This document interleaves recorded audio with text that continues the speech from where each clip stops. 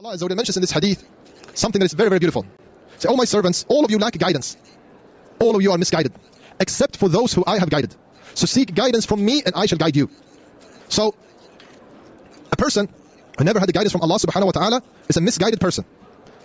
The general people, if they do not have guidance from Allah Azza wa Jalla, then they are misguided. They are not on guidance, except for those who Allah Azza wa Jalla guided. And guidance are of two different kinds. The first form of guidance is something that we as human beings can do to others. I can guide someone else to do good actions. Then I call them to that. I make da'wah. I say to someone else, I say to my kids, come to prayer, come to the mosque, do this, fast on Ramadan. This is a form of guidance called hidayat al-irshad. I'm trying to notify him that he should do something that is good. The other form of guidance is what is called hidayat al-tawfiq. And that is the guidance of the hearts. The guidance of the hearts. And that is only from Allah subhanahu wa ta'ala. We can never guide the hearts of others. We can call them to do good things, say to them to do good things, but we can never guide their hearts. And we saw that the days of the Prophet sallallahu alaihi wasallam, that the Prophet sallallahu alaihi wasallam used to call people to Islam, used to call people to monotheism.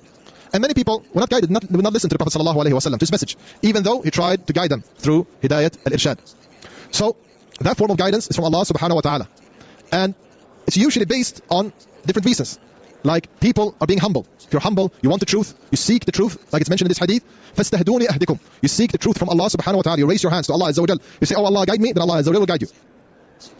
And a person that is humble and so on. And there are reasons why some people are being misguided or go astray. And one of them is that people are mutakabbirun. They look down on others. They're not interested in having the truth. I usually give the example of a glass of water. If we have the glass of water here, and we put it upside down, like this, and we try to pull water in it, pull water and so on, even if we would put hundreds of liters of water, nothing will come into the cup because it's upside down. But if we put it like this, we can pour just a little bit of water and it's enough. Why? Because some people, they don't want the truth. They don't want to listen.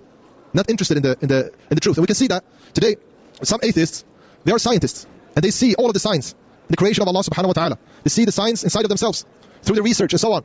But they do not want to believe. And they're misguided. Even though they can see all these things, they are not interested of the guidance, and then Allah Azza wa Jal misguide them.